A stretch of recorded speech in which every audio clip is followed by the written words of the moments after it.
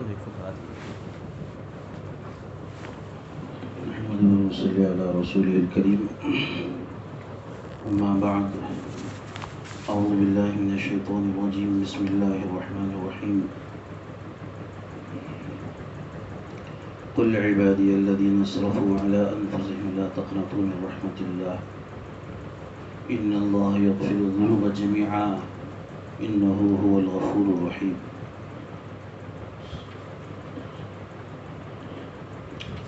وقال النبي صلى الله عليه وسلم التائب من الذنب كمن لا ذنب له أو كما قال عليه الصلاة والسلام. اللہ تبارک و تعالیٰ کا ہم پر فضل ہے، احسان ہے. اللہ نے آج تک بھی اسلام اور ایمان کے ساتھ زندہ رکھا ہے. اللہ کا شکر ادا کرنا چاہیے، اور جتنا ہم اللہ کا شکر ادا کریں گے اللہ ایمان میں اور اضافہ فرمائیں گے. اللہ تعالیٰ کے شکر کا طریقہ یہ ہے کہ ہماری طرف سے اللہ کو کوئی ناراضگی نہ ہو، ہماری طرف سے اللہ کی کوئی نافرمانی نہ ہو. یہ اللہ تعالیٰ کا شکر ہے. انسان سے گناہ ہوتے ہیں، اسی لیے اللہ تبارک و تعالیٰ نے توبے کا دروازہ کھلا رکھا ہے. آج بھی ہے اور قیامت تک اللہ تبارک و تعالیٰ توبے کا دروازہ کھلا رکھیں گے. ایک قیامت تو وہ ہے جو بڑی ہے، ساری دنیا پر آنے والی ہے. ایک چھوٹی قیامت ہے جو انسان کی موت سے شروع ہوتی ہے. تو ہر انسان کے لیے سکرات سے پہلے تک موت توبے کا وقت ہے، توبے کا دروازہ کھلا ہوا ہے. اللہ تبارک و تعالیٰ کی بہت سی نعمتیں ہمارے اوپر ہیں. توبہ بھی اللہ کی نعمت ہے. اللہ نے موقع دیا ہے کہ آج ہی دنیا میں معافی چاہ لو، معاف ہو جائے گا، ورنہ مرنے کے بعد پچھتانے کے سوا کچھ نہیں ملے گا. مرنے کے بعد تو گناہ کی سزا ملے گی. آج موقع ہے، وقت ہے، زبان ہے، سمجھ ہے، اللہ نے عقل دی ہے اور اللہ نے جسم میں طاقت دی ہے. اللہ کی عبادت کر کے اللہ کے سامنے معافی چاہ لیں. اللہ نے موقع عطا فرمایا ہے. انسان سے گناہ ہو جاتے ہیں، اسی لیے اللہ تبارک و تعالیٰ نے قرآن پاک کے اندر فرمایا قل عبادی الذین اسرفوا علی انفسهم لا تقنطوا من رحمت اللہ. گنہگاروں میں دو قسم ہیں. ایک گنہگار وہ ہے جو ایک مرتبہ گناہ ہوا، دو مرتبہ گناہ ہوا، فوراً توبہ کر لیا، جلدی توبہ کر لیا. یہ تو اللہ والوں کی نشانی ہے، نیک لوگوں کی نشانی ہے. اور دوسرا گنہگار وہ ہے ایک بار، 5 بار، 10 بار، 100 بار گناہ کر رہا ہے، چاہ رہا ہے گناہ چھوڑ دوں، پھر نفس اور شیطان کے دھوکے میں آ کر پھر گناہ کر لیتا ہے. 100 بار کر لیا، ابھی تک توبہ نہیں کیا، پھر اور 50 بار، 200 بار، یعنی گناہ پر گناہ، گناہ پر گناہ، گناہ پر گناہ. سال گزر گئے، 2 سال گزر گئے، توبہ کی توفیق نہیں ہوئی. تو یہ گنہگار وہ ہے جس نے اپنے جان پر ظلم کیا ہے. یہ دوسرا قسم کا گنہگار اپنی جان پر ظلم کر رہا ہے، اپنے آپ کو جہنم میں جانے کے راستے پر ڈال رہا ہے. پہلا گنہگار وہ ہے جو 1-2 مرتبہ گناہ ہوتے ہی فوراً توبہ کر لیا، یہ اللہ والوں کی نشانی ہے. اور دوسرا گنہگار وہ ہے 10 بار، 20 بار، 40 بار، 50 بار گناہ پر گناہ، توبے کی توفیق نہیں مل رہی ہے. اس کو بولتے ہیں کہ اس نے اپنی جان پر ظلم کیا ہے۔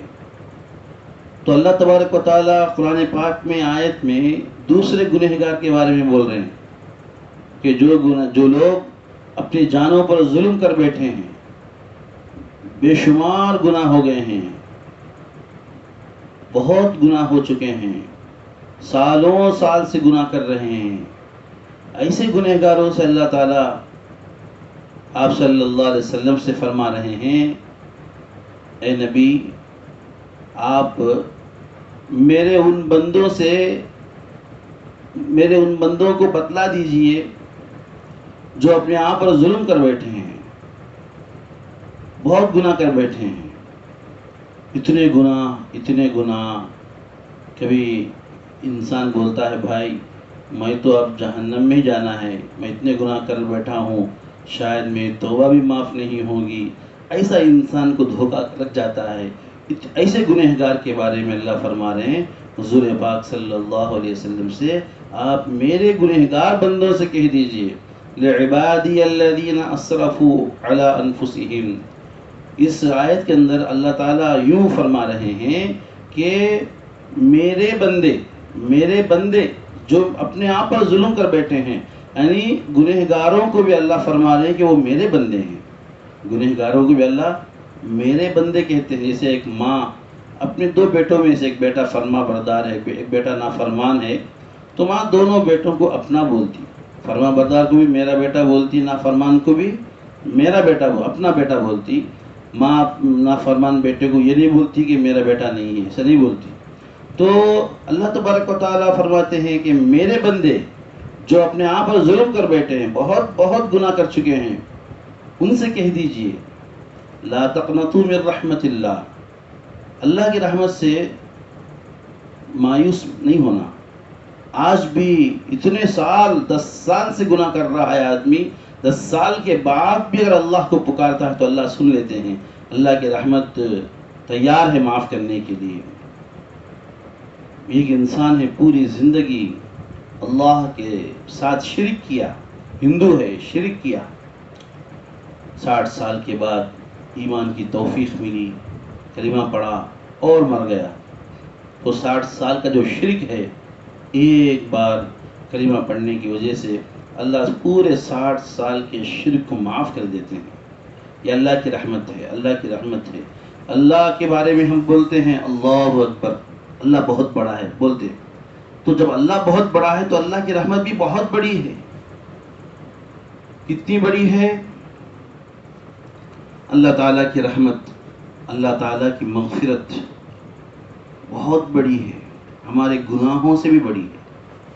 ایک انسان زمین کے پھیلاؤ کے برابر گناہ کر بیٹھا، سمندر کے قطروں کے برابر گناہ کر بیٹھا، اور آسمان اور زمین کے درمیان جتنی جگہ ہے ساری جگہ کو گناہ سے بھر دیا، اتنا بڑا گنہگار اگر وہ بھی کہتا ہے اللہ میں اپنے گناہوں پر نادم ہوں مجھے معاف فرما دے، تو اللہ تعالیٰ اس کو بھی معاف کرتے ہیں۔ تو محترم اور بہنوں، ہمیں کبھی بھی زندگی میں اللہ کی رحمت سے مایوس نہیں ہونا چاہیے۔ اللہ کی رحمت بہت وسیع ہے، اللہ کی رحمت ہر وقت تیار ہے اپنے بندوں کے لیے، چاہے بندہ مسلمان ہو، چاہے بندہ کافر ہو، کوئی بھی ہو، ہر بندے کو معاف کرنے کے لیے اللہ کی رحمت تیار ہے۔ کمزوری ہمارے اندر ہے، کمزوری ہمارے اندر ہے، کمی ہمارے اندر ہے، ہم اللہ سے توبہ نہیں کرتے، اللہ کی رحمت سے فائدہ نہیں اٹھاتے، اللہ کی رحمت سے مایوس ہو جاتے ہیں۔ اللہ معاف فرمائے۔ تو قرآن پاک کے اندر اللہ نے فرمایا لا تقنطوا من رحمت اللہ، اللہ کی رحمت سے مایوس مت ہو، ان اللہ یغفر الذنوب جمیعا، بے شک اللہ تمام کے تمام گناہوں کو معاف کرتے ہیں، انہ هو الغفور الرحیم، اللہ معاف کرنے والا رحم کرنے والا ہے۔ اللہ کے نبی صلی اللہ علیہ وسلم حدیث پاک کے اندر فرماتے ہیں التائب من الذنب کمن لا ذنب لہ، گناہ سے توبہ کرنے والا ایسا ہے جیسے کہ اس کے نام پر کوئی گناہ نہیں ہے۔ یعنی ایک بچہ ہے، ماں کے پیٹ سے دنیا میں آیا، معصوم ہے، بے گناہ ہے، تو گنہگار جب سچی توبہ کر لیتا ہے اور اپنی زندگی کو بدل لیتا ہے تو اللہ اس کے اعمال نامے سے پورے گناہ مٹا دیتے ہیں، ایک بھی گناہ اس کے نام پر نہیں رہتا۔ یہ حدیث کا مطلب ہے التائب من الذنب کمن لا ذنب لہ۔ تو اللہ تعالیٰ ہمارے پروردگار ہیں، اللہ ہمارے خالق ہیں، اللہ ہمارے مالک ہیں، اور اللہ بڑی رحمتوں والے ہیں۔ ایسا اللہ کے ساتھ ہمارا کیسا معاملہ ہونا چاہیے؟ اللہ تعالیٰ کے ساتھ ہمارا فرما برداری والا معاملہ ہونا چاہیے، ہمیں فرما بردار بندے بننا چاہیے۔ اور اللہ تبارک و تعالیٰ نے حضور پاک صلی اللہ علیہ وسلم کے ذریعے سے جو دین، جو اسلام ہمیں عطا فرمایا، جس کو صحابہ کرام نے اپنایا، اس دین کے اندر دو باتیں ہیں۔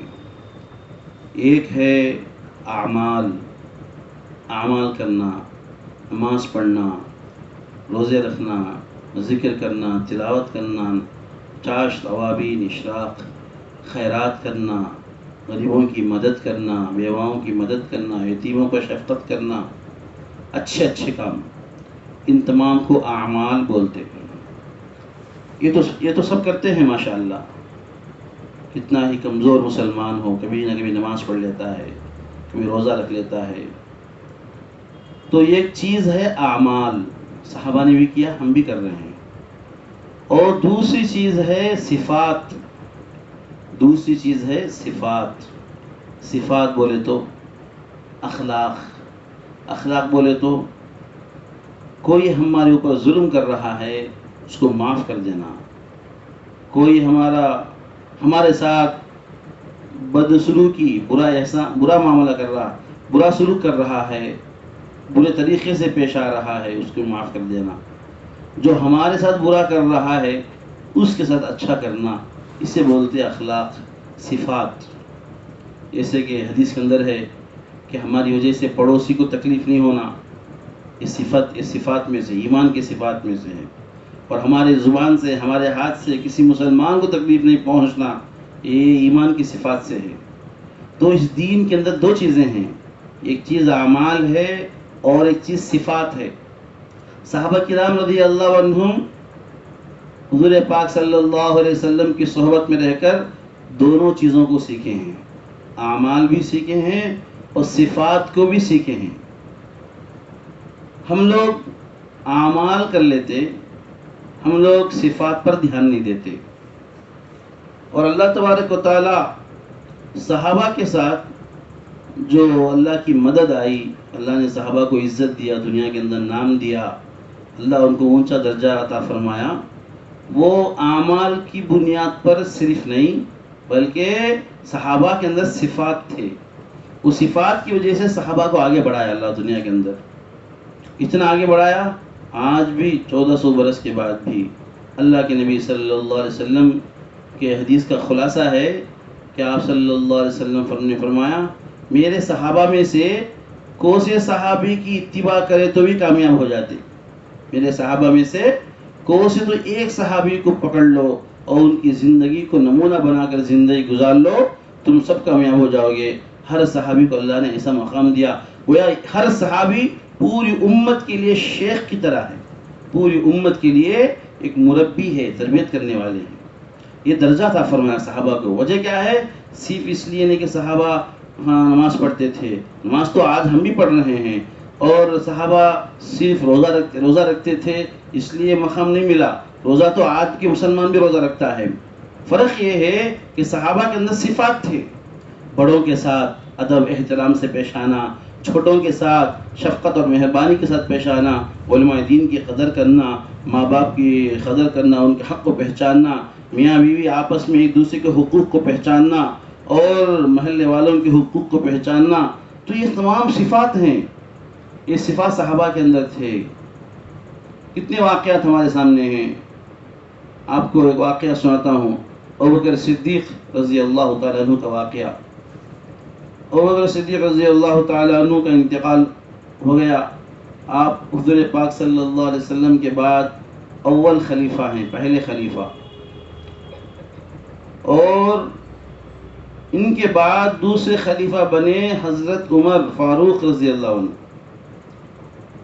حضرت عمر فاروق رضی اللہ عنہ جب خلیفہ بنے تو صحابہ سے پوچھے کہ ہمارے بڑے ابو بکر صدیق رضی اللہ عنہ، ان کا ٹائم ٹیبل کیا تھا، کون سے ٹائم میں کیا کام کرتے تھے؟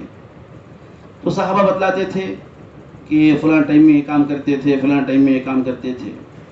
ایک دن جمعے کا دن عصر کے بعد کا وقت تھا، تو عمر رضی اللہ عنہ نے صحابہ سے پوچھا کہ جمعے کے دن عصر کے بعد کیا کرتے تھے؟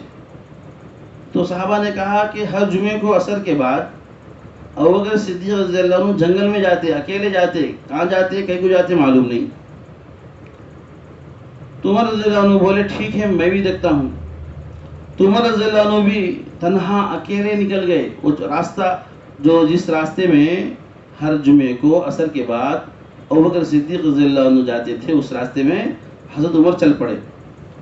چلتے جا رہے ہیں ایک جنگل، اور آگے جا رہے ہیں، کہیں کوئی آدمی نظر نہیں آ رہا ہے، کہیں کوئی مکان نہیں ہے، کوئی آبادی نہیں، کوئی گاؤں نہیں، جنگل ہی جنگل ہے۔ لیکن عمر رضی اللہ عنہ کے دل میں بات تھی کہ یہاں کچھ ہے۔ ابوبکر صدیق رضی اللہ عنہ پابندی سے ہر جمعے کو آتے ہیں یہاں پر، یہاں کوئی انسان ہے، کچھ معاملہ ہے، دیکھنا ہے بول کر جاتے رہے۔ بہت آگے جانے کے بعد دور سے ایک بوڑھا آدمی نظر آیا، وہ اکھڑ بیٹھ کر ہے بوڑھا آدمی، اور نابینا ہے، اندھا ہے، نظر نہیں آتا اس کو، اور بوڑھے آدمی کے پیچھے چھوٹا سا کمرہ ہے، اور بوڑھا آدمی اتنا بوڑھا ہو چکا ہے، اس کے بہوں کے بال جو ہے اس کی آنکھوں پر گر رہے ہیں، اتنے لمبے ہو گئے، بہت بوڑھا ہے، کتنی عمر ہے معلوم نہیں، بہت بوڑھا ہے، اور بیٹھا ہوا ہے انتظار میں۔ جب حضرت عمر رضی اللہ عنہ قریب گئے تو چپل کی آواز بوڑھے کو سنائی، جوتے کی آواز، سمجھ گیا کوئی آ رہے ہیں۔ تو بوڑھا بولنے لگا بھائی، اچھا یہ جو واقعہ ہوا عمر رضی اللہ عنہ کا، ابوبکر صدیق رضی اللہ تعالیٰ عنہ کے انتقال کے تین روز کے بعد، ابوبکر صدیق رضی اللہ عنہ کے انتقال کے 3 دن کے بعد یہ عمر رضی اللہ عنہ کا واقعہ پیش آیا، یہ تیسرا دن تھا۔ تو بوڑھا بولنے لگا بھائی 3 دن سے کہاں چلے گئے، میں 3 دن سے بھوکا ہوں۔ یہ بات حضرت عمر رضی اللہ عنہ کے کان میں پڑی، سمجھ گئے کہ ابوبکر صدیق رضی اللہ عنہ ہر جمعے کو یہاں پر آتے ہیں، اس بوڑھے کو کھانا کھلا کر جاتے ہیں، اس لیے بوڑھا پوچھ رہا ہے کہ 3 دن سے کیوں نہیں آئے، اسے معلوم نہیں ہے حضرت ابوبکر صدیق رضی اللہ عنہ کا انتقال ہو گیا۔ تو عمر رضی اللہ عنہ کو سمجھ میں آ گیا ابوبکر صدیق رضی اللہ عنہ کی صفت کیا ہے، ان کے اخلاق کیا ہیں، ان کی صفات کیا ہیں۔ حالانکہ ابوبکر صدیق رضی اللہ عنہ امیر المومنین ہیں، اس وقت کے بادشاہ ہیں، خلیفہ ہیں، حکمران ہیں، حکومت کرنے والے ہیں، لیکن ایک حاکم حکومت کرنے والا جنگل میں جا کر بوڑھے آدمی کو کھانا کھلاتا ہے، بولے تو یہ اس کے اخلاق ہیں، اس کے صفات ہیں۔ تو عمر رضی اللہ عنہ رونے لگے، ابوبکر صدیق رضی اللہ عنہ کو یاد کر کے رونے لگے۔ تو اس کے بعد عمر رضی اللہ عنہ کے ساتھ میں توشہ تھا، توشہ نکالے اور اس میں کھانا کھلانے لگے، بوڑھے کو کھانا کھلانے لگے۔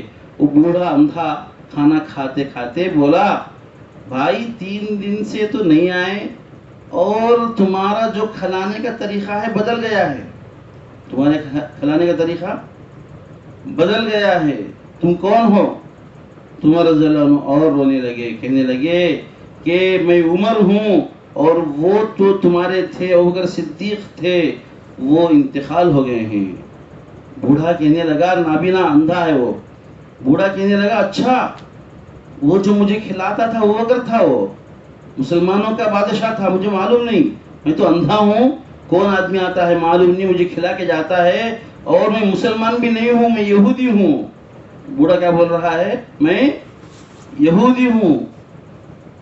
تو عمر رضی اللہ عنہ سن کر اور تعجب میں پڑ گئے کہ ابوبکر صدیق رضی اللہ عنہ مسلمانوں کے بادشاہ ہو کر بھی ایک یہودی بوڑھے کو کھانا کھلانے کے لیے جنگل میں اکیلے آتے تھے، اس کی خدمت کر کے جاتے تھے. یہ صفات بولتے ہیں ان کو، ان چیزوں کو صفات، اخلاق بولتے ہیں. یہ اخلاق ہمارے اندر نہیں ہے. ہمارے اندر، ہمارے خاندانوں میں، رشتہ داروں میں، محلوں میں کتنے ہمارے سامنے بھوکے، غریب، بیچارے پریشان ہیں. ہم لوگوں کو درد نہیں ہوتا. ہم اپنی دنیا کو، اپنی بچوں کی دنیا کو بنانے میں پڑے رہتے ہیں. کسی کو دوسروں کا احساس نہیں ہے دنیا کے اندر. تو یہ صفات کی کمی ہے. آج ہمارے اندر اعمال ہیں، نماز پڑھتے ہیں، روزہ رکھتے ہیں، اعمال کر لیتے ہیں. صحابہ اعمال سے بڑھ کر صفات کے بارے میں صحابہ بڑی محنت کرتے تھے، صفات سیکھتے تھے، اخلاق سیکھتے تھے. تو صفات ہمارے اندر پیدا کرنا چاہیے. تو یہ اللہ والوں کی جو خانقاہیں، اللہ والوں کا جو سلسلہ ہے، یہ صفات کے لیے ہے، اپنے اندر صفات پیدا کرنے کے لیے.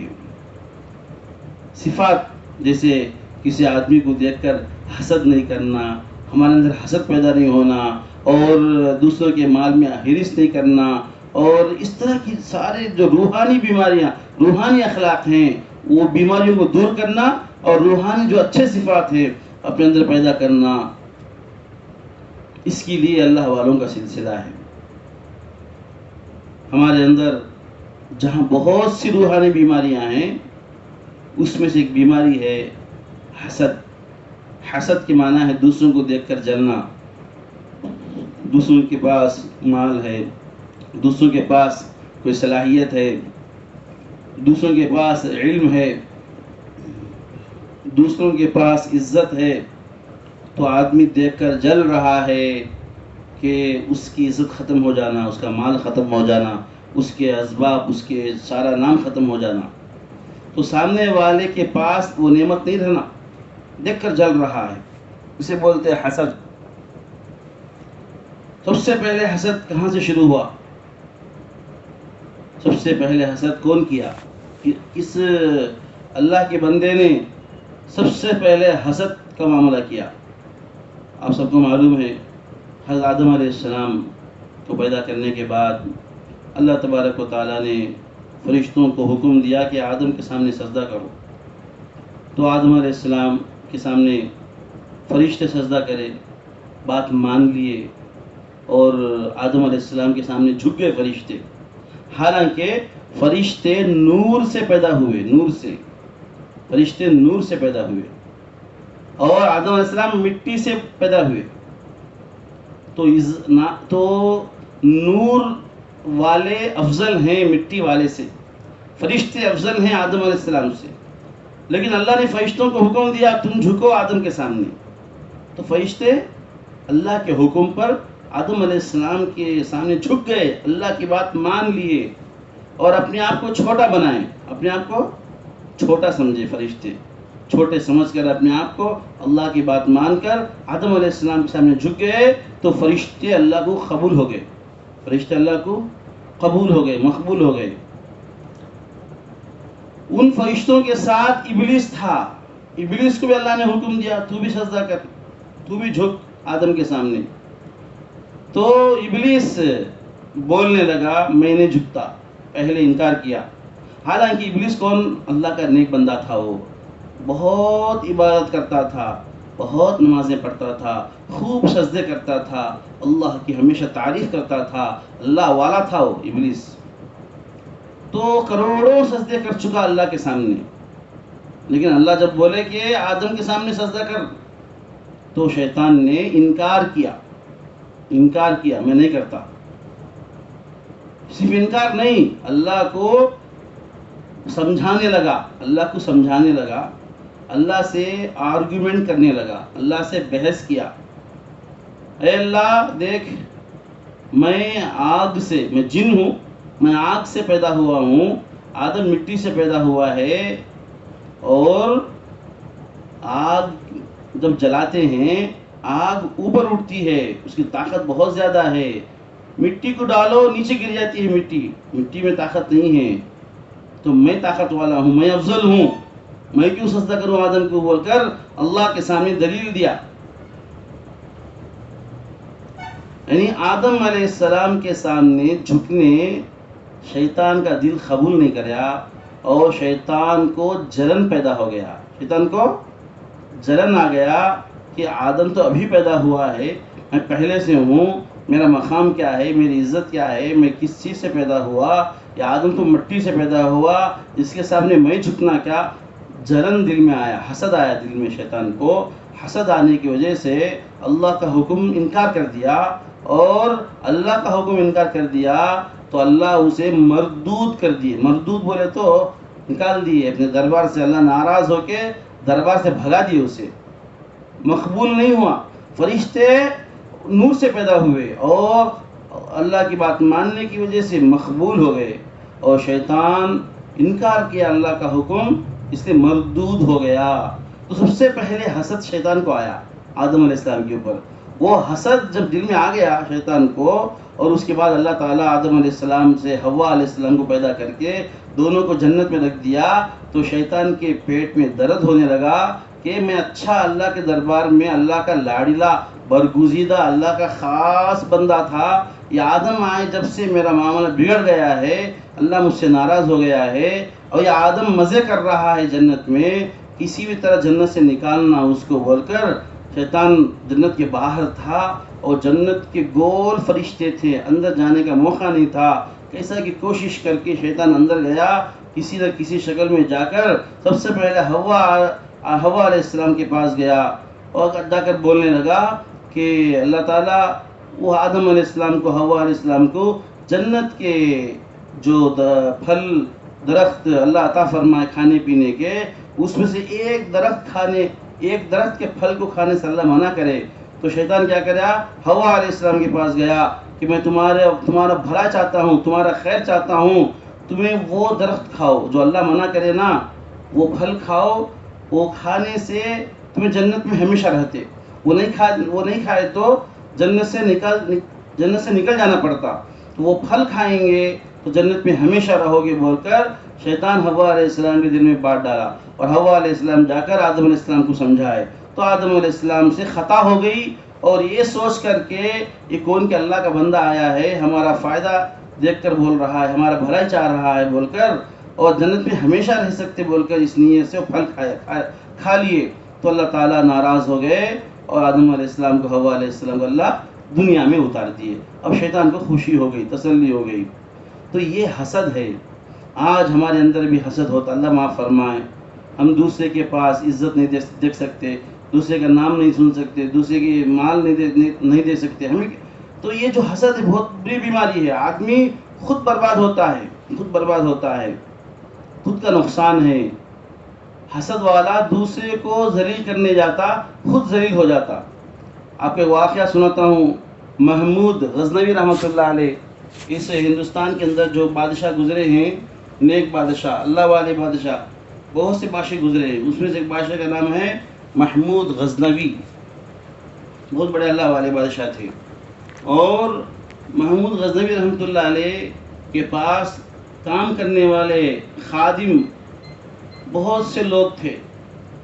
ان خادموں میں ایک خادم سے بادشاہ کو بہت محبت تھی، بہت لگاؤ تھا، اور بادشاہ اس خادم کا نام ہے ایاز۔ تو بادشاہ نے کیا کیا، ایاز کو سارے خادموں کا مینیجر بنا دیا، بڑا بنا دیا، اور ایاز جو تھا نیا خادم تھا، اور باقی جو خادم تھے پرانے تھے، تو پرانوں کو حسد ہو گیا کہ ہمارے بعد آیا، ہمارا بڑا بن گیا ہے، ہمارا مینیجر بن گیا ہے بول کر یہ پرانے خادموں کو اپنے نئے خادم کے اوپر حسد ہو گیا، اور بادشاہ اسے زیادہ قریب رکھتا ہے بول کر ان سب کو جلن ہو گیا۔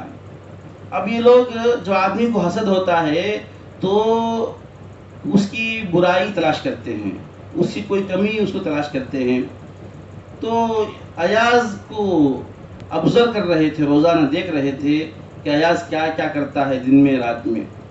تو ان لوگوں نے دیکھا کہ ایاز روزانہ رات میں 12-1 بجے دربار سے باہر جاتا ہے، جا کر کے دور میں کہیں کمرہ ہے، اس کمرے میں جا کر کچھ دیر رہ کر آ جاتا ہے۔ تو یہ سارے حاسدین، جلنے والے، حسد کرنے والے سب دیکھ رہے تھے، روزانہ دیکھ رہے ہیں ان لوگ، اور خوشی ہوئی کہ آج ایاز مل گیا۔ ایاز بادشاہ کے دربار میں سے سونا چاندی خزانے چرا کر لے جاتا ہے، اس کمرے میں چھپاتا ہے، حالانکہ اس کے ہاتھ میں کوئی چیز نظر نہیں آئی، لیکن حسد میں ویسا خیال آ گیا۔ جو آدمی اندھا جلتا ہے کسی کے اوپر، آدمی اندھا ہو جاتا ہے، سامنے والے کے بارے میں کیا بولتا ہے سمجھ میں آتا نہیں۔ تو سارے حاسدین جلنے والے بولے کہ ان روزانہ کچھ مال لے جا رہا ہے، چھپا رہا ہے۔ حسد سے گمان پیدا ہوتا، حسد سے گمان پیدا ہوتا، گمان آ گیا ان کیوں جا رہا ہے یہاں سے روزانہ کچھ سونا چاندی چرا کر اپنے روم میں لے جا کر چھپاتا ہے۔ اچھا موقع مل گیا ان لوگوں کو، اور سب بادشاہ کے پاس آئے، آ کر کہنے لگے بادشاہ جہاں پناہ، آپ کو معلوم ہے آپ کا جو خاص آدمی ہے ایاز، ان بڑا چور ہے وہ، اور روزانہ آپ کے دربار سے سونا چاندی چرا کے لے جا کر اس کے کمرے میں چھپاتا ہے۔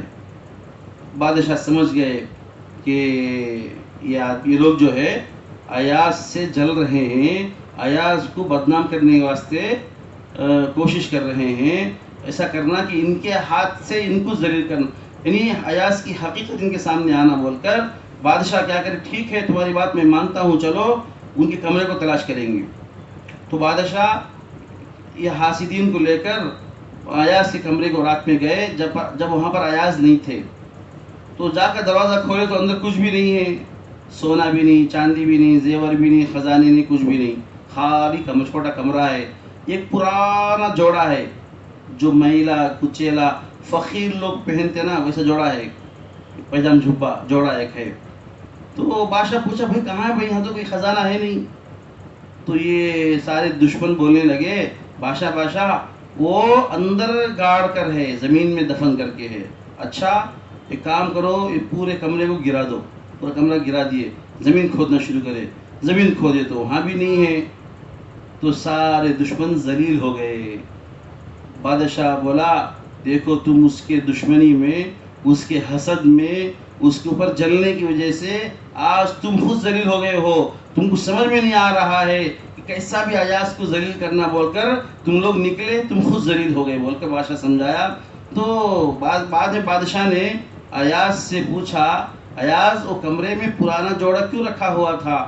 تو ایاز بولنے لگے، اللہ والے تھے وہ خادم جو غلام تھے بادشاہ کے، ایاز اللہ والے تھے، بولے بادشاہ جہاں پناہ وہ پرانا جوڑا میلا جوڑا میرے اللہ کے درمیان کا ایک سیکرٹ ہے، وہ میرے اور اللہ کے درمیان ایک راز ہے، دنیا میں کسی بھی معلوم نہیں۔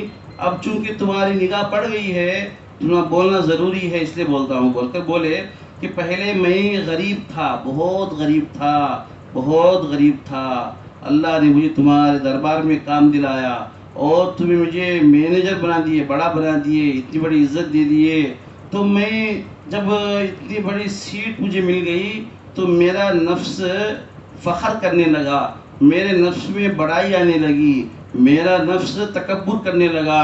تو میں اپنے نفس کو عقل سکھانے، میرے نفس کو سیدھا رکھنے، میرے نفس کے اندر سے فخر ختم کرنے واسطے میں روزانہ کیا کرتا ہوں، دن بھر تمہارے پاس ڈیوٹی کرتا ہوں اور رات میں روزانہ میرے کمرے کو جاتا ہوں۔ وہ غریب کا جو زمانہ گزرا ہے، غریبی کا زمانہ، اس زمانے کا جوڑا ہے وہ، اور رات میں جا کر وہ جوڑا پہنتا ہوں ایک مرتبہ، ایک 15-10 منٹ وہ جوڑا پہن کر میں اپنے نفس کو سمجھاتا ہوں، اے ایاز تو پہلے غریب تھا، تو تیرے پاس کچھ نہیں تھا، تیری یہی حقیقت ہے، یہ اللہ کا فضل ہے، اللہ کا شکر ہے، اللہ آج تجھے بڑی عزت میں رکھا ہے، ورنہ تیری حقیقت یہ پرانا جوڑا ہے بول کر اپنے نفس کو میں سمجھاتا ہوں، اور نفس کے اندر سے تکبر ختم ہو جاتا ہے، فخر ختم ہو جاتا ہے، اس لیے میں ایسا کرتا ہوں بولے۔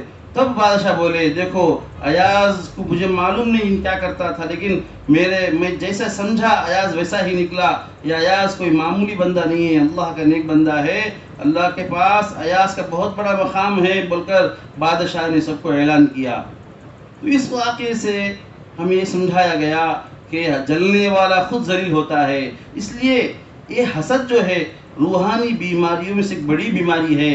حسد کی وجہ سے بہت سی برائیاں پیدا ہوتی ہیں، آدمی دوسرے کو دیکھ کر جلتا ہے، جل کے اپنے اعمال جلا لیتا ہے، حسد سے حدیث کے اندر فرمایا گیا حسد اعمال کو کھا لیتا ہے، جیسے آگ لکڑی کو کھا جاتی ہے، حسد جو ہے اعمال کو کھا لیتا. اس لیے ہم کسی کے بارے میں حسد نہیں کرنا. اگر آج تک ہمارے دل میں کسی کے بارے میں، حتیٰ کہ اپنی فیملی میں، اپنے خاندان میں، اپنے رشتہ داروں میں، اپنے جو محلوں میں، اپنی بستی میں، اپنے دشمنوں سے بھی ہمیں حسد نہیں کرنا. حسد کسی سے نہیں کرنا چاہیے. اگر دل میں حسد ہے تو ہم سب آج توبہ کرنا چاہیے اللہ کے سامنے، اور دل میں سے حسد کو ختم کرنا ہے. اگر حسد رہے گا تو پھر اور ہم اللہ ہمیں معاف فرمائے، حسد کی وجہ سے اللہ دنیا ہی میں ذلیل کرتے ہیں انسان کو. اس لیے کسی کے بارے میں جل کر اس کو ذلیل کرنے کی کوشش نہیں کرنا چاہیے. یہ صفات ہیں. تو صحابہ کرام رضی اللہ عنہم کے اندر یہ صفات تھے. ایک مثال دیے، ابوبکر صدیق رضی اللہ تعالیٰ عنہ جب حضور پاک صلی اللہ علیہ وسلم دنیا سے پردہ فرمائے، اللہ کے پیارے ہو گئے، تو پورے صحابہ مشورہ کرنے لگے اب نبی کے بعد ہمارے بڑے کون، ہمارا خلیفہ کون، ہمارا امیر المومنین کون؟ تو سب بولنے لگے کہ ہم سب کے بڑے ہیں ابوبکر صدیق رضی اللہ تعالیٰ عنہ. سب آ کر حضرت ابوبکر صدیق رضی اللہ تعالیٰ عنہ سے درخواست کرے کہ آپ ہم سب سے بڑے ہیں، آپ لائق ہیں، خلیفہ بننے کے لائق ہیں، آپ ہمارے خلیفہ ہیں بول کر پورے لوگ آ کر ابوبکر صدیق رضی اللہ عنہ کے سامنے درخواست رکھے. تو ابوبکر صدیق رضی اللہ عنہ کیا بولے مجھے 3 دن ٹائم دو، مجھے 3 دن ٹائم دو، اور میری بات سنو کہ میں بننا نہیں چاہتا، میں خلیفہ بننا نہیں چاہتا، تم میں سے کوئی خلیفہ بننا ہے تو بنو بول کر 3 دن تک انکار کرتے رہے. حالانکہ ابوبکر صدیق رضی اللہ عنہ سب سے بڑے ہیں، مقام بھی بڑا ہے ان کا. اللہ کے نبی صلی اللہ علیہ وسلم کے ساتھ سب سے زیادہ جو تکلیف اٹھائے ابوبکر صدیق رضی اللہ عنہ اٹھائے. اس لیے سارے صحابہ میں، سارے نبیوں کے بعد سب سے اونچا مقام ابوبکر صدیق رضی اللہ عنہ.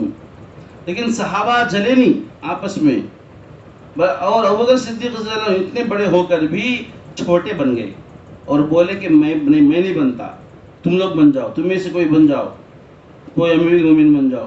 تو بڑا آدمی جب چھوٹا بنتا ہے، بڑا آدمی جب چھوٹا بنتا ہے اس کو صحیح بھی اللہ بڑا بناتے ہیں. تو ابوبکر صدیق رضی اللہ عنہ چھوٹے بن کر کہنے لگے میں نہیں بنتا. 3 دن کے بعد بھی یہی فیصلہ ہوا کہ ابوبکر رضی اللہ عنہ ہی خلیفہ بنیں گے. چنانچہ ان کو خلیفہ بنایا گیا، ان کے ہاتھ پر سب لوگ بیعت ہو گئے. تو یہ ہے آدمی چھوٹا بننے سے ذلیل نہیں ہوتا، اپنے آپ کو چھوٹا بنانے سے ذلیل نہیں ہوتا، اپنے آپ کو چھوٹا بنانے سے عزت بڑھتی ہے، عزت بڑھتی ہے. یہ چیز اللہ والوں کے پاس سمجھ میں آتی، اللہ والوں کے پاس سمجھ میں آتی، اللہ والوں کے پاس. اس لیے ہم خانقاہوں میں آتے ہیں. خانقاہوں میں اس لیے نہیں آ رہے ہیں کہ یہاں نماز سکھائی جاتی ہے، یہاں صفات کے سیکھنے کے لیے. اور صفات کیسے سیکھتے ہیں؟ فرمایا گیا کہ جیسے آدمی کو بیماری ہوئی، ڈاکٹر کے پاس گیا، اپنا نام لکھایا اور ڈاکٹر نے چیک کیا، ٹیسٹ لکھا، رپورٹ آیا، ابھی دوائی دی، دوائی کے بعد پھر بار بار ڈاکٹر کے پاس جانا پڑتا. تو اسی طریقے سے یہ جو ہمارے اندر برائیاں ہیں، حسد ہے، فخر ہے، تکبر ہے، بغض ہے، کینہ ہے، عداوت ہے، جلن ہے، ساری برائیوں کو ختم کرنے کے لیے ہمیں اپنا ایک اللہ والے کے ہاتھ پر بیعت کرنا، اللہ والے سے بیعت کرنا، اللہ والوں سے. یہ سلسلہ حضور صلی اللہ علیہ وسلم کے بعد، ابوبکر صدیق رضی اللہ عنہ کے بعد، عمر رضی اللہ عنہ کے بعد، عثمان غنی رضی اللہ عنہ کے بعد، علی رضی اللہ عنہ کے بعد سے آج تک سلسلہ چل رہا ہے. یہ اللہ والے ہیں جن کے پاس جا کر لوگ بیعت ہوتے ہیں. جب بیعت ہوتے ہیں پھر وہ اللہ والے ہماری بیماری کو دیکھ کر، ہمارے اندر ایمان کی کمزوری کو دیکھ کر کچھ علاج بتلاتے ہیں، ذکر دیتے ہیں. جب مرید پابندی سے ذکر کرتا ہے پھر اپنا دل کا حال اللہ اپنے شیخ کو سناتا ہے، پھر وہ علاج کرتے رہتے ہیں. تو یہ ہے، یہ سلسلہ ہے. تو اللہ والوں سے اصلاحی تعلق، بیعت کا تعلق جب ہوتا ہے تو اللہ تبارک و تعالیٰ یہ سلسلے کی برکت سے ہمارے اندر سے وہ صفات کو ختم کرتے ہیں، اور اندر سے صفات ختم ہوتے رہتے ہیں، یعنی برائیاں ہمارے اندر برائیاں ختم ہوتی رہتی ہیں، اچھے صفات آتے رہتے ہیں، ہم کو محسوس بھی نہیں ہوتا، معلوم بھی نہیں ہوتا۔ وہ اللہ والوں کی صحبت کی برکت ہے۔ یہی صحبت حضور پاک صلی اللہ علیہ وسلم کے ساتھ صحابہ کو اس صحبت سے فائدہ ہوا ہے۔ تو یہ قیامت تک سلسلہ، تو خانقاہوں میں آنا، یہاں بیٹھنا، مقصد یہ ہے کہ سلسلے کے جو برکتیں ہیں اللہ تبارک و تعالی ہم سب کو عطا فرماتے ہیں۔ ہمیں بھی اپنی زندگی میں ایک شیخ کو منتخب چننا چاہیے، اور اسے اللہ والے سے بیعت ہونا، پھر پابندی سے جو ذکر دیتے ہیں ذکر کرنا، اور اپنے اندر جو ایمان کے لین سے، یقین کے لین سے، اخلاق کے لین سے جو کمزوریاں ہیں اپنے شیخ کو سنانا، پھر ان سے علاج لینا، اعمال لینا۔ تو اس طرح کرنے سے صفات بنتے ہیں۔ جب آدمی کے صفات بنتے ہیں، 2 رکعت بھی نماز پڑھتا ہے اور صفات اچھے ہوتے ہیں، تو اس کا مقام بہت بڑا ہوتا ہے۔ اگر آدمی 100 رکعت نماز پڑھا، صفات اچھے نہیں ہیں، اس کا مقام اللہ کے پاس چھوٹا ہو جاتا ہے۔ تو اللہ کے پاس مقام ملتا ہے صفات پر، اللہ کے پاس مقام ملتا ہے صفات پر۔ آج دنیا میں دیکھو کتنے کروڑوں مسلمان ہیں، 100 کروڑ مسلمان ہیں دنیا میں آج، اس میں نماز پڑھنے والے 1 کروڑ تو بھی ہوں گے کم سے کم، پوری دنیا میں کروڑوں نمازی ہوں گے، کروڑوں روزے دار، کروڑوں حجہ، کروڑوں زکوٰۃ دینے والے، لیکن اللہ کی مدد مسلمانوں کے ساتھ نہیں ہے۔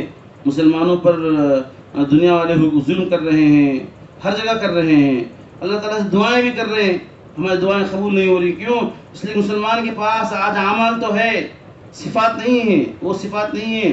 صحابہ تھوڑے تھے، تھوڑے، ان کے اندر اعمال بھی تھے، صفات بھی تھے، 2 بھی تھے۔ آج ہمارے پاس صرف اعمال ہیں، صفات، اعمال بھی کمزور ہیں، اگر ہیں لیکن صفات کچھ بھی نہیں ہے۔ تو آج ہم سب کو صفات کے بارے میں پیدا سے اپنے اندر نبی والے صفات، صحابہ والے صفات، اللہ والوں کی صحبت میں ان سے سیکھنا ہے، ان کی زندگیوں سے، ان کی کتابوں سے، ان کے واقعات سے ہمیں جو ہے وہ صفات اپنے اندر پیدا کرنا ہے۔ جب تک صفات پیدا نہیں کریں گے، اللہ تعالیٰ کے ہاں مقام نہیں ملتا، عزت نہیں ملتی۔ نماز پڑھیں گے ثواب مل جائے گا، روزہ رکھیں گے ثواب مل جائے گا، لیکن اللہ کی طرف سے دنیا میں اگر عزت ملنا ہے تو اعمال کے ساتھ ساتھ صفات کے بارے میں بہت سوچنا ہے۔ آج مسلمان نماز تو پڑھتا ہے لیکن دوسرے کا مال ناحق کھا لیتا ہے، اور دوسرے کا حق نہ ادا نہیں کرتا ہے، دوسروں کی غیبتیں کرتا ہے، دوسروں کی برائیاں کرتا ہے، تو دوسروں کی دلوں کو تکلیف پہنچاتا ہے۔ مسلمان ماشاءاللہ نمازی بھی ہے، روزے دار بھی ہے، حاجی بھی ہے، ذکر کرنے والا بھی ہے، سب کچھ ہے، لیکن دوسروں کے ساتھ اچھے اخلاق نہیں ہیں۔ جب دوسروں کے ساتھ اچھے اخلاق نہیں ہیں تو اللہ تبارک و تعالیٰ بھی ہمارے ساتھ رحم کا معاملہ نہیں کرتے۔ اس لیے محترم اور بہنوں، ہمیں یہاں پر آنے کا مقصد یہ ہے کہ ہم اپنی زندگی کو اندر غور کرنا، اور اپنی زندگی کو بدلنا، اور اخلاق پیدا کرنا، صفات پیدا کرنا، اس کے لیے اللہ والوں سے باقاعدہ بیعت ہونا اور ذکر کرنا۔ ہم آ رہے ہیں، سن رہے ہیں، جا رہے ہیں، ہاں تھوڑا وقتی فائدہ تو ہو جائے گا، لیکن اصل جو مقصد ہے ان خانقاہوں کا، اللہ والوں کے پاس بیعت ہونے کا اصل مقصد یہ نہیں ہے کہ ہاں یہاں پر دعا لوگ آتے ہیں، اپنے پریشانیوں کے لیے دعا کی درخواست کرتے ہیں، بچے کی پڑھائی کے لیے، نوکری کے لیے، یہ تو کرتے ہیں، ٹھیک ہے کرنا چاہیے، لیکن اصل مقصد کیا ہے؟ دعا کرانے سے بڑھ کر اصل مقصد یہ ہے کہ ہمارا اندر جو کمی ہے، کمی دور ہونا، ہمارے اندر اچھے اخلاق آنا، اچھے صفات آنا، یہ مقصد ہے خانقاہ کا۔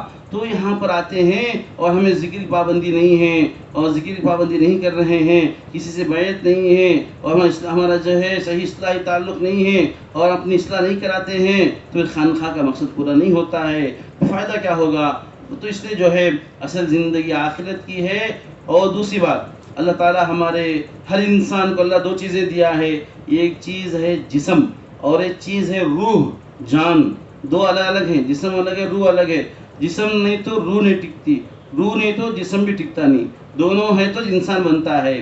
اور جسم مٹی سے بنا، اور جسم کی جو جو ضرورتیں ہیں، کھانے کی، پینے کی، دواؤں کی، کپڑوں کی، چپل کی، جوتے کی، گاڑی، اور جتنی چیزیں ہیں نا، یہ سب مٹی سے پیدا ہوئے۔ جسم بھی مٹی سے پیدا ہوا، اس کی ضرورت کی ہر چیز بھی مٹی سے پیدا ہوئی۔ اور روح کس سے پیدا ہوا؟ روح اللہ کے حکم سے، آسمان سے آیا۔ جب ماں کے پیٹ میں بچہ بنتا ہے تو آسمان سے روح ڈالی جاتی ہے بچے کے اندر، روح آسمان سے آئی، جسم زمین سے آیا، روح اوپر سے، جسم نیچے سے اور روح اوپر سے آئی۔ اور جسم مر کے پھر مٹی میں چلے جاتا، روح مر کے اوپر جاتا ہے، نیچے نہیں جاتا۔ تو روح کو کیا ہونا، جسے جسم کو کھانا ہونا، پانی ہونا، کپڑے ہونا، ضرورتیں ہونا، ایسا روح کو بھی بھوک لگتی ہے، روح کو بھی پیاس لگتی ہے، اس کو بیماری آتی ہے، اس کو دوا ہونا۔ تو روح کا کھانا، روح کا پینا، اس کا دوا کیا ہے؟ آسمان سے آنے والی چیزیں ہیں۔ آسمان سے کیا آتے ہیں؟ اللہ کے احکام، نبی پاک صلی اللہ علیہ وسلم کی سنتیں۔ تو اللہ کا حکم اور نبی کا طریقہ یہ روح کا غذا ہے۔ آج ہم جسم کو غذا دے رہے ہیں، روح کو غذا نہیں دے رہے ہیں۔ جسم کو غذا دیں گے، جسم طاقت میں آئے گا اور گناہ کرے گا۔ روح کو غذا نہیں دیں گے، روح کمزور ہو جائے گا، اللہ کو راضی نہیں کر سکے گا۔ لیکن جب ہم روح کو غذا دیں گے، روح کو غذا زیادہ دیں گے، تو روح طاقت میں آئے گا، تو ہمارے اندر اعمال زیادہ ہوں گے، اللہ کو راضی کرنے والے کام زیادہ ہوں گے، خیر زیادہ ہوگا، اور جسم جو ہے گناہ نہیں کرے گا، کیونکہ روح طاقت میں ہے۔ روح طاقت میں کب آئے گی؟ جب روح کا غذا دیں گے۔ روح کا غذا کیا ہے؟ اللہ کے حکم، اللہ کی عبادت، اللہ کی اطاعت، نبی کی اطاعت، نبی کی سنتیں، ذکر ہے، تلاوت ہے، اعمال ہے، تہجد ہے، اشراق ہے، توبہ ہے، استغفار ہے، درود ہے، یہ تمام چیزیں ہیں۔ تو روح کو روح کی غذا دینا ہم لوگ نہیں دے رہے ہیں، اس لیے ہماری روح کمزور ہے۔ روح میں خیر ہے، جسم میں شر ہے۔ جسم کو طاقت دیں گے شر زیادہ ہوگا، روح کو طاقت دیں گے خیر زیادہ ہوگا۔ اب ہمیں فیصلہ کرنا ہے کہ ہمیں خیر ہونا، روح ہونا، شر ہونا، کون سا ہونا؟ ہر انسان کو پوچھو بھائی تو خیر چاہتا شر چاہتا؟ تو بولتا مجھے خیر ہونا بولتا، شر مت کو بولتا۔ پھر خیر ہونا بولے تو روح کے بارے میں فکر کرنا ہے، اللہ کا ذکر کثرت سے کرنا۔ اسی لیے اللہ والے روزانہ اللہ کا ذکر ہزاروں لاکھوں حساب سے کرتے ہیں۔ کوئی جو 10,000 20,000 اس طرح اللہ کا نام لیتے ہیں، اللہ اللہ کرتے ہیں، درود شریف روزانہ 1000 پڑھتے ہیں، 500 استغفار کرتے ہیں۔ یہ سب اللہ والوں کے اعمال ہیں، ہم بھی کریں گے انشاءاللہ تو ہماری روح طاقت میں آئے گی۔ جب روح طاقت میں آئے گی خیر زیادہ ہوگا، جب خیر زیادہ ہوگا اللہ کی مدد ہمارے ساتھ ہوگی۔ جو اللہ کی مدد ساتھ ہے، دنیا میں کامیاب اور آخرت میں بھی کامیاب۔ ہمیں اپنے بچوں کے لیے جو مانگیں گے اللہ عطا فرمائیں گے۔ اللہ تعالیٰ سے دعا ہے اللہ تعالیٰ ہم سب کو جتنے بھی اللہ والے آتے رہتے ہیں یا جو ہے مشورہ کر کے کسی بھی اللہ والے سے بیعت کرنا ہے، بیعت کر کے ذکر لینا ہے اور ذکر کی پابندی کرنا ہے اور آگے بڑھنا ہے، اللہ سے قریب ہونا ہے۔ اللہ تعالیٰ ہم سب کو صحیح عمل کی توفیق